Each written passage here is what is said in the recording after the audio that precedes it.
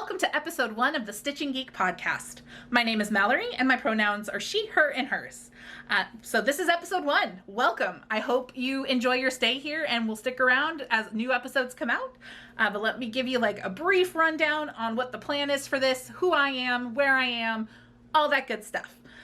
So my name is Mallory. I live in Oregon.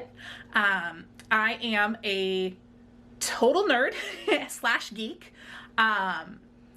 But not really in the traditional sense, and somewhat in the traditional sense. It just depends on the thing. Like, not a huge Star Wars person, but that's pretty, I think, stereotypical at this point to be like, well, I'm a nerd and I love Star Wars.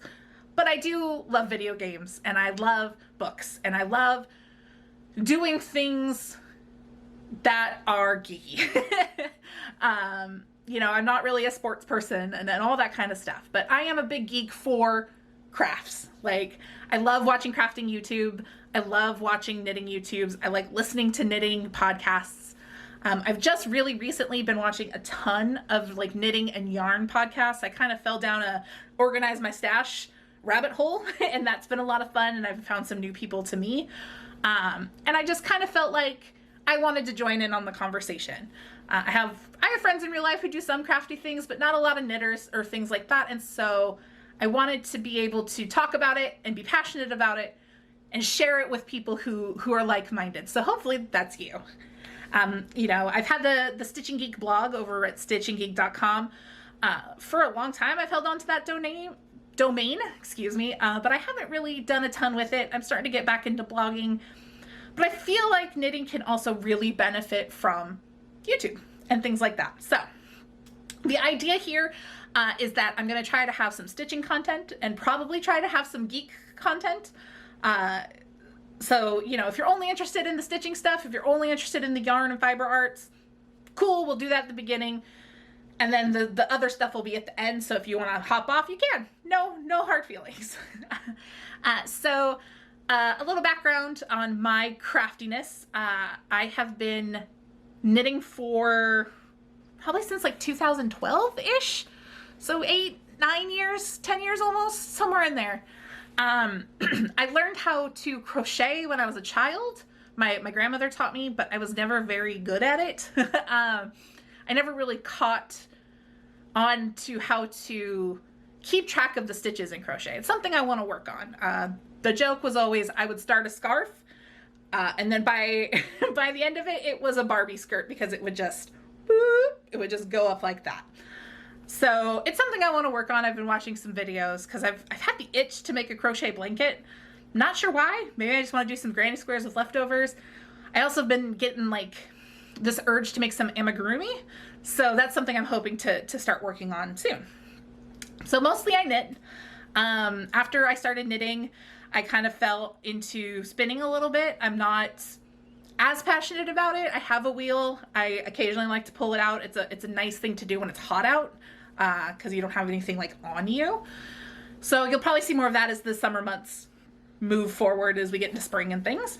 And then this last July, I ordered a loom, a 15-inch Cricut from Shacked, and I've been working on that, and that is super fun because it's fast, but I haven't really done a lot with that either, just because I've really been in a knitting kind of mood. When I'm in the mood to do anything. You know, last year, 2020 was rough for everyone, I think, and I just hadn't really been in a creating headspace, but I'm hoping moving forward that I can keep pushing through, and maybe having something like this podcast will encourage me to continue trying new things. So, all that being said, let's get to some of the fiber content, shall we? That's why we're all here. So, normally I would start with finished objects. Haven't finished anything in a while. I don't really have anything to show you. So we're just going to move right into whips, into works in progress. I'd like to start with some projects that are on hold. They're not, you know, they're not unfinished. I mean, they're unfinished, but they're not like in the unfinished pile. Like, am I ever going to get to it? They're in the, I'm bored with working on you pile. I'll get back to you soon pile. So, excuse me. I'd like to start with a scarf. So let me grab that. This is the Dudester Scarf. The pattern is off of Ravelry. It's a free pattern. and it is by, and I'm definitely going to mispronounce this, so apologies. It is, I'm assuming Yana Pahota, or Jana, but my guess is Yana. As you can see, it is just a simple, I think it's a 4-row repeat, and it has some fun texture to it, and it's nice and thick. And I am knitting this one out of Barocco Vintage in the Cracked Pepper colorway, also known as color number 5017.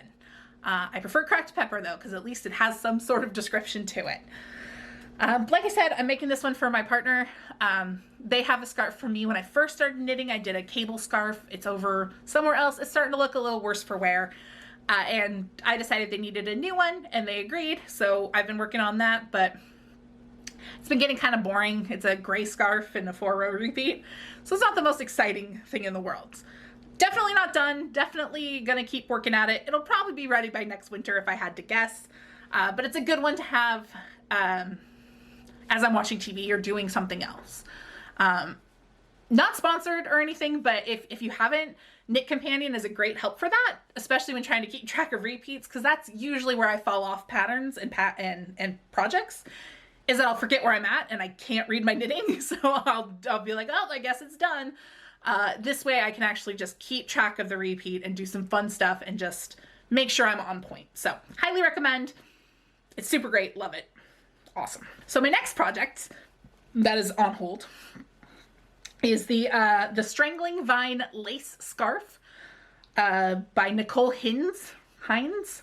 Probably pronouncing that wrong as well. I have gotten not very far on this at all. I've ripped it out, I think, twice because I made some mistakes. This will probably become a recurring theme. I tend to go a little too fast and think I know what's going on instead of actually double checking the pattern, but it makes for interesting content, right? So as you can see, it's just a pretty simple lace pattern. I was really enjoying it. And then I just kind of went, I'm tired of scarves. So I decided to cast on other things, as you'll see in a minute. The fun thing about these is, like I said, the Dudester Scarf's out of Barocco Vintage, which is a very apt name for it, as I bought this yarn back in 2015. So same with the, oh, I didn't tell you. So Strangling Vine Scarf here, lace scarf, is out of Dream in Color Smooshie in Magic Orchid. So also purchased back in 2015. So that should give you an indication of I love to buy yarn. I'm not great at using yarn in any timely manner. I have a fun little calic shelf. Someday I'll do a tour. It is the joy of my decorating life in this apartment. It's just a big cubes of yarn, and it's beautiful. And then I don't want to mess it up, and so then I just don't use it. But it's okay. It's still fun. Let's see here. Next, I have the Bakehead Hat that I've started in. This is by, so the Bakehead Hat by Susie Gourlay. Again, another Ravelry pattern, another free Ravelry pattern. This is knitted out of Oink Pigments Dapper in the colorway Total Eclipse of the Heart. I don't know if you can buy this on its own. It was part of the Yarn of the Month Club for Oink Pigments. And it's the first time I've ever actually really used Oink Pigments. I was part of the Yarn of the Month Club because I like to have yarn, and I'm not great at using yarn. So, but I started this hat a couple weeks ago, maybe even just a week and a half ago, because it was supposed to snow, and it did, and I thought, oh, it's gonna snow in 3 days. I should make a hat. I don't know why I thought I could finish it in 3 days. I'm not that fast, and I don't have that kind of attention span, but I tried, and I got pretty far. Honestly, like right now it's just part of the ribbing. I got like into the actual body of the hat, I guess you would call it, like the actual hat part of the hat, and suddenly realized like 30 some rows, probably not 30, but several inches in, that I had somehow messed up a 2-row repeat because I didn't realize there were 2 rows. I didn't like scroll down all the way on the pattern. So again, back to that theme of I wasn't paying attention. And so I'm not good at picking up stitches once I've ripped them out, so I just went ahead and ripped out the whole thing and restarted, which is fine. It's good yarn. It held up to ripping really well. You can see like the stitch definition here is incredible. And it's pretty squishy. It's hard to tell from this, but like it's soft, but it's not insubstantial. It has a lot of strength to it. Like it held up well. It's gonna hold up well. And I'm excited for this to be a hat someday. It'll grow up to be a lovely little hat. So yeah, that's the Bakehead. Okay. And then let me grab my last work in progress. So this here is the Traveling Companion Shawl by Karen Strauss. I'm pretty far into it. I've only had to rip this one out a couple times because I would mess up some things, and then I'd have, again, I can't pick up stitches. That's something I need to work on. But you can see it's got some lovely stockinette. It's got some lovely lace. I'm just now getting ready to start the next lace part. So I put it aside last night instead of trying to cast it on when I needed to go to bed. My favorite part of this shawl, though, is that when I made my partner look at it and made them pretend that they cared, they pointed out that this middle bit right here looks like Strong Bad, which brought me a lot of joy. I don't know if you guys know or remember Strong Bad, but over on stitchinggeek.com, I made a lovely little GIF showing why I think it looks like Strong Bad, and it's just a lot of fun. It makes me giggle every time I look at it. This one is being knit out of Malabrigo sock yarn in the lettuce and Matisse blue colorways. The green is the lettuce, the blue is the Matisse blue. This one, though, I purchased yarn for this one specifically back in November. I got it at the Eat Sleep Knit secret secret Black Friday sale. If you don't know, on Black Friday, they always do like a secret sale. So they'll do a sale, and once you go to checkout, you'll get a percentage off, but you don't know what it's going to be. Again, first episode, not going to be sponsored by anybody, but I always try to participate every year. If you look at my account with them, it's like every November there's an order. They're local, they're a small yarn shop. You know, they're independently owned. Don't know where they're at, somewhere in the South, I think.